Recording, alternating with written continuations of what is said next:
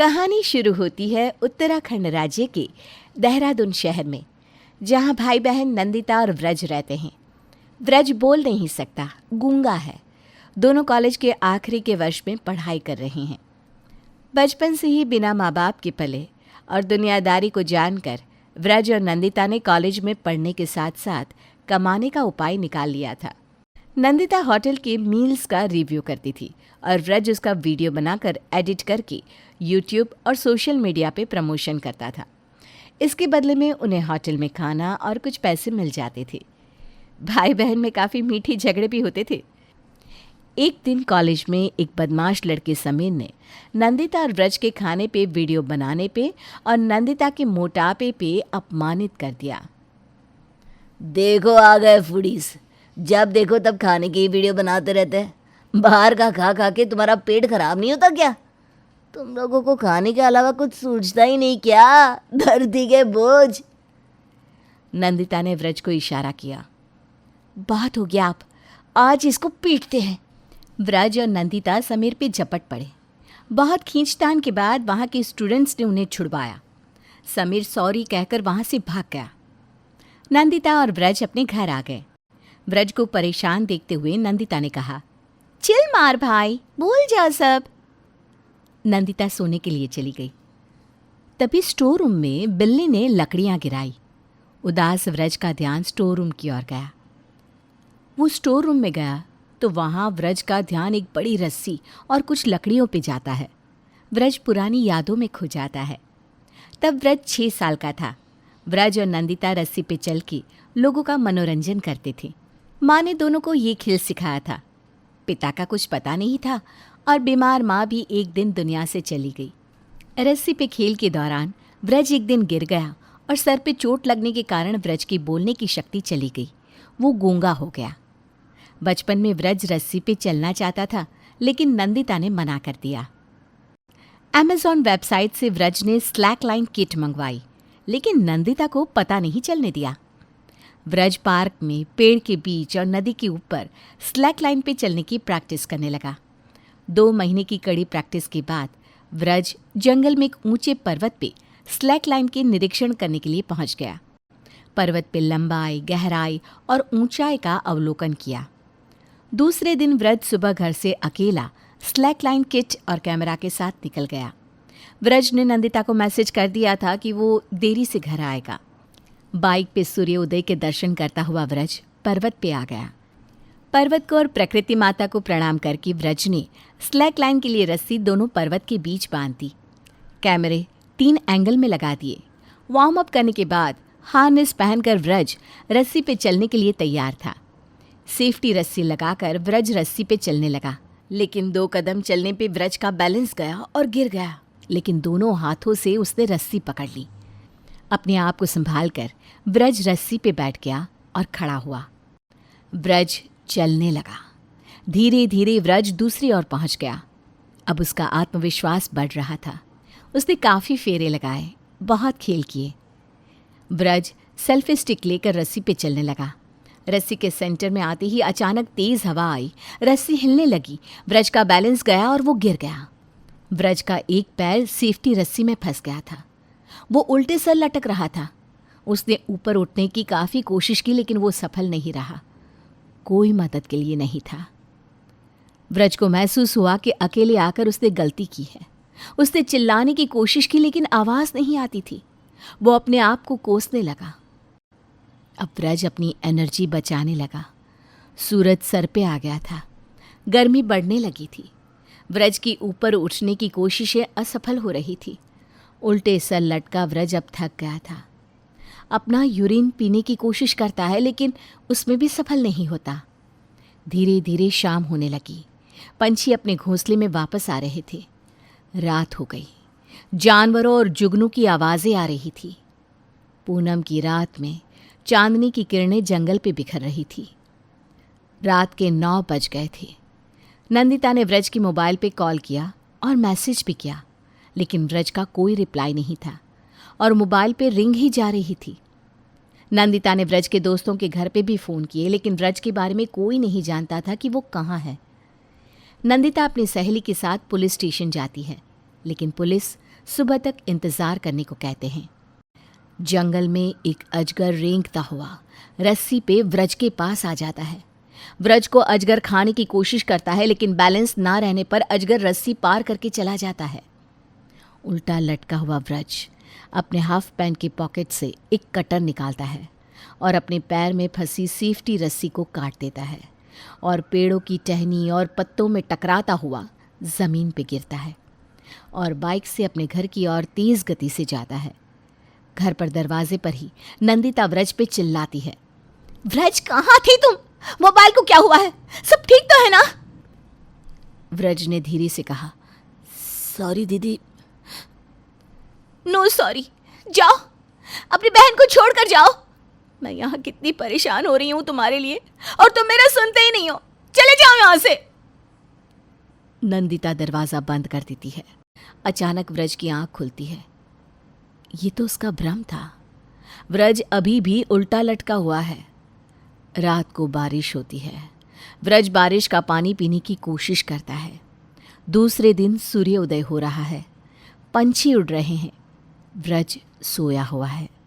अचानक एक तेंदुआ रस्सी पे चलने की कोशिश करता है। रस्सी हिलने से व्रज की आंख खुल जाती है। व्रज डर जाता है, लेकिन तेंदुआ का बैलेंस नहीं रहता और वो रस्सी पे आगे नहीं बढ़ पाता। तेंदुआ व्रज की ओर दहाड़ता है और वहीं किनारे बैठ जाता है। व्रज तेंदुए को आगे बढ़ने की चुनौती देता है। थोड़ी देर के बाद तेंदुआ वहां से चला जाता है। गरुड़ व्रज के ऊपर आकाश में उड़ रहा है। व्रज बेबस हो गया था, काफी कमजोरी महसूस कर रहा है। व्रज के मोबाइल को ट्रेस करते हुए पुलिस और नंदिता वहां आ जाते हैं। नंदिता चिल्लाती है, व्रज! व्रज की आंख खुल जाती है। पुलिस कॉल करके एक रेस्क्यू हेलीकॉप्टर मंगवाती है। पुलिस व्रज को सुरक्षित तरीके से निकाल लेती है। हॉस्पिटल में नंदिता व्रज को गुस्से से घूर रही है। नंदिता व्रज से कोई बात नहीं करती। व्रज इशारों से नंदिता को समझाता है कि आगे से ऐसी उटपटांग हरकतें नहीं करूँगा। मुझसे गलती हो गई है, मुझे माफ़ कर दो। आगे से स्लैक लाइन नहीं करूँगा। 2 दिन में व्रज को हॉस्पिटल से डिस्चार्ज मिल जाता है। घर पे नंदिता लैपटॉप पे व्रज की वीडियो देखती रहती थी, लेकिन व्रज से कोई बात नहीं करती थी। एक दिन के बाद नंदिता बोली, करना पड़ेगा। जो काम हाथ में लिया है उसे पूरा करना पड़ेगा और अब हाई लाइन करनी पड़ेगी। व्रज, तुम्हारे वीडियो देखे, बहुत मेहनत की है मेरे भाई ने। तुम्हारे वीडियो मैंने सोशल मीडिया पे शेयर किए हैं, लोगों ने बहुत पसंद किए हैं। नंदिता व्रज को लैपटॉप पे लाइक्स और कमेंट्स दिखाती है। व्रज खुश हो जाता है। नंदिता ने कहा, 1 हफ्ते बाद तुम न्यूजीलैंड जा रहे हो, डैनियल के पास। वो एक हाईलाइन एक्सपर्ट है। तुम्हारी वहाँ 4 महीने की ट्रेनिंग होगी। व्रज ने इशारे से पूछा, दीदी तुम भी आ रही हो ना? नंदिता ने कहा, नहीं, हमें पैसे बचाने हैं भाई। मैं यहाँ स्पॉन्सर ढूंढती हूँ, अगर कोई नहीं मिला तो अपनी सेविंग तो है ही। व्रज ने इशारे से पूछा, हाईलाइन करनी कहाँ है? भारत और पाकिस्तान के बीच करमकौर की जो पर्वतमाला है, उसमें से 2 पर्वतों पर हमारे साहस को सिद्ध करेंगे। एक पर्वत जो पाकिस्तान में है और एक पर्वत भारत में है। दोनों की हाइट 950 मीटर है और अंतर 1.5 किलोमीटर है। Highline world record 600 metre heights और अंतर 1 किलोमीटर है। Time 1 hour 15 minutes. ये रिकॉर्ड हमें तोड़ना है। न्यूजीलैंड एयरपोर्ट पे व्रज को रिसीव करने डैनियल आता है। दोनों मिलकर बहुत प्रैक्टिस करते हैं। नंदिता जनरल भारती से मिलने आती है। नंदिता की पूरी बात सुनकर जनरल भारती ने कहा, आपकी साहस में सुरक्षा का मामला भी आता है, तो ऑफिशियली तो मैं कोई परमिशन नहीं दे सकती, लेकिन पोस्ट के जवान तुम्हारी पूरी मदद करेंगे, लेकिन तुम्हें यह अपने रिस्क पर करना है। नंदिता सैल्यूट करके चली जाती है। व्रज और डैनियल भारत वापस आते हैं। नंदिता उन्हें रिसीव करने आई है। भारत सरकार ने तो परमिशन दे दी है, लेकिन पाकिस्तान सरकार ने परमिशन नहीं दी, क्योंकि हम इस साहस को आतंकवाद विरोधी और विश्व में शांति और भाईचारे के प्रतीक के रूप में प्रदर्शित कर रहे हैं। व्रज ने इशारे से कहा, अब एक बहन ने कह दिया है तो भाई करके रहेगा। दुनिया की कोई ताकत उसे नहीं रोक सकती। रिसर्च और पूरी तैयारी के बाद व्रज ने अनाउंसमेंट किया कि व्रज हाई लाइन बिना सेफ्टी रस्सी करेगा। इस बात से विश्व मीडिया में हलचल मच गई। घर पे न्यूज़ एंकर टीवी में बता रही है, तो क्या पाकिस्तान व्रज को हाई लाइन के लिए परमिशन देगा? क्या व्रज वर्ल्ड रिकॉर्ड बना पाएगा? क्या व्रज सेफ्टी रस्सी के बिना सुरक्षित वापस आ पाएगा? नंदिता और व्रज की टीम महीने पहले ही करमकार पहुंच गई और स्थानिक लोग और इंडियन आर्मी की मदद से तैयारी शुरू कर दी। रात के अंधेरे में इंडियन आर्मी नंदिता की टीम को पाकिस्तान पर्वत की चोटी की ओर जाने का गुप्त रास्ता बताती है और डिसाइड करते हैं कि इंडियन आर्मी दूर से उन पर नजर रखेगी। अगर कोई खतरा हुआ तो नंदिता के लाल लाइट जलाने पर इंडियन आर्मी एक्शन लेंगे। नंदिता और व्रज पाकिस्तान पर्वत की चोटी पर पहुंच गए, लेकिन वहां पाकिस्तानी सोल्जर्स उन्हें घेर लेते हैं। कौन हो तुम लोग और यहाँ क्या कर रहे हो? जनाब, हम पर्वत की चोटी पर रस्सी बांधने आए हैं। तुम वही टीवी वाले बच्चे हो ना? तुम्हारा दिमाग खराब हो गया है क्या? जी जनाब। अपनी जान की परवाह नहीं है तुम्हें? नहीं जनाब। पाकिस्तानी सोल्जर्स कुछ पल सोच में पड़ जाते हैं इनके साहस पर। ठीक है, बांध लो जल्दी से। जी जनाब। सुनो, ठीक से बांधना। सोल्जर्स अपने जनरल को कॉल करते हैं। सर, वो बच्चे हैं, यहाँ तक आ गए हैं रस्सी बांधने। ठीक है, बांधने दो, बाद में देखेंगे। सूर्योदय होते ही व्रज ने रस्सी पर चलना शुरू कर दिया। व्रज के आत्मविश्वास ने सारी सीमाएं पार कर दी थी। ना कोई भय, ना कोई हिचक। ऐसे चल रहा है कि हवा पर चल रहा है और सब उसके नियंत्रण में है। पाकिस्तानी जनरल दूरबीन से व्रज को देख रहा है। पाकिस्तानी जनरल ने अपने सोल्जर को आदेश दिया, उड़ा दो अपने हिस्से की चट्टान को जहां रस्सी बांधी है। जी जनाब। फायर! टैंक से सिर्फ धुआं निकला। क्या हुआ? लगता है कुछ यांत्रिक गड़बड़ी है। जाने दो ना जनाब, बच्चे हैं, खेल ही तो कर रहा है। जनरल फोन रख देता है। मैं जानती हूँ कि ये साहस करके हमने अपनी जान दांव पर लगा दी है, लेकिन क्या करें, हम ऐसे ही हैं क्योंकि हम हैं सुपर स्ट्रिंग। व्रज ने अपना एक नया रिकॉर्ड बना लिया। जैसे ही वो छोर पर आया, नंदिता ने सेफ्टी रस्सी लगा दी।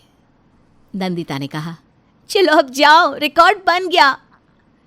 लेकिन व्रज थोड़ा पीछे सरका और इशारे से कहा, दीदी और एक राउंड। व्रज को तो मज़ा आ रहा था। वो दूसरे छोर की ओर चलने लगा। व्रज सेंटर में गया और अचानक उसका बैलेंस गया और उल्टे एक पैर पे वापस लटक गया। वहाँ एक हेलीकॉप्टर आया। व्रज को लगा नंदिता बचाने आ गई, लेकिन नंदिता ने कहा, अब तू ऐसे ही लटका रहा है, तुझे कोई नहीं बचाएगा। व्रज चिल्लाता रहता है, लेकिन कोई आवाज़ नहीं आई। मित्रों, आपसे विनती है कि कृपया चैनल को सब्सक्राइब और लाइक करें और अपने सगे संबंधी से अवश्य शेयर करें। हमें आपकी सपोर्ट की आवश्यकता है ताकि हम और कहानियाँ आपके सामने और बेहतर तरीके से प्रस्तुत कर सकें। धन्यवाद। Hi friends, we humble request to you, please subscribe, share and like to support this channel.